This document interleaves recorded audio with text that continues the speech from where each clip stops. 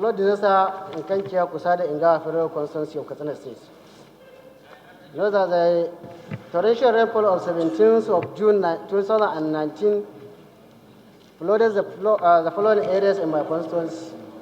Kusada town, where more than 10,000 houses were destroyed and the people rendered homeless in Kankia and several other places in Kankia local government area. Also destroyed by the raining storm are houses in Ndoma town of Ingawa local government and the other surrounding villages in Ingawa and the Ingawa town itself. Aware that flooding through a natural disaster was able to cause much havoc on the affected areas or towns. Concerned that most of the affected areas are the largest rural urban habitat of my constituency, where hundreds of thousands of people residing in these areas. What is that as a result of this flooding, some schools, clinics, markets, and farmlands where the people earn their means of livelihood were submerged. Further, what is that as a result of this flooding, the people's houses are washed away and most of them rendered homeless without a roof on their heads and no food to eat. Also concerned that over 10,000 houses across the 3 local government areas of my constituency cannot be put to use by the owners due to this flooding. Mr. Speaker, distinguished honorable colleagues, I urge the House to urge the National Emergency Management Agency, NEMA, to make an assessment, impact assessment with a view of sending the immediate needed relief materials to the victims in these areas affected in the form of mattresses, pillows, blankets, roofing sheets, cement, various food items, etc. Mr. Speaker, the second prayer is that the House should send a high-powered delegation to commiserate with the victims in the areas affected by the flood. I so move. No, honestly, what I brought before the House today is about the flood that took place in my constituency, that is Kankia, particularly in Kusada town, some part of Ingawa local government, that is Ndoma Fase, and some areas under Kankia local government. I brought this motion purposely to make or compel the House to urge the National Management Agency, NEMA, to make an impact assessment of the extent of the disaster that happened and possibly provide relief materials to the affected people in my constituency.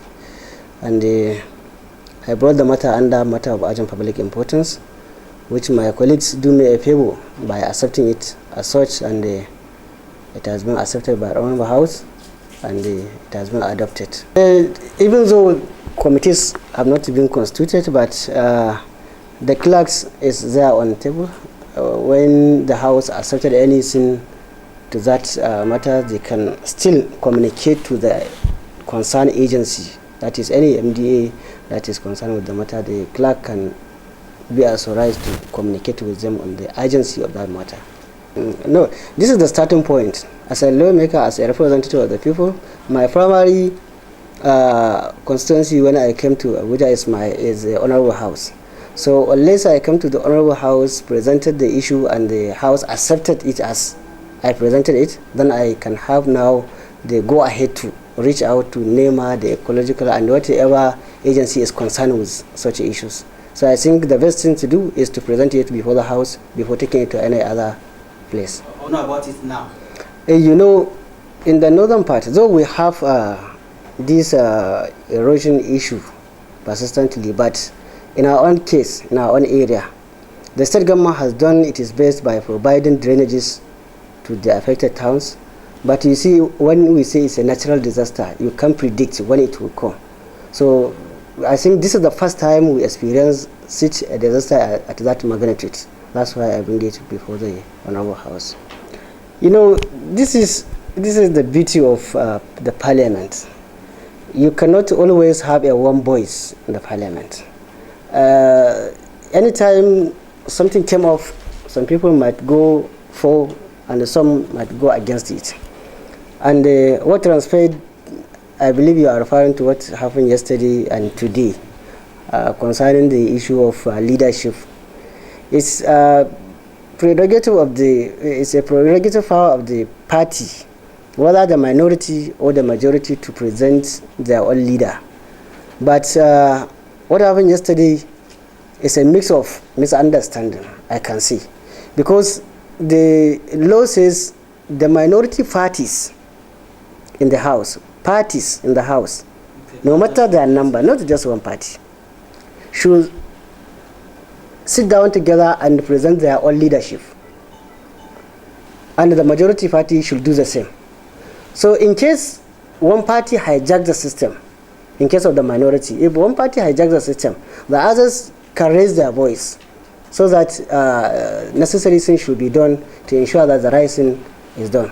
And what happened yesterday is the right thing. What the speaker did is the most right thing to do, because he says the leadership must come up within the minority parties. And this is exactly what he did, and we support him on that. So my understanding, because if to say it's a collective decision of all the minority parties, I think that there should be any rising voice about it. So justice have been done.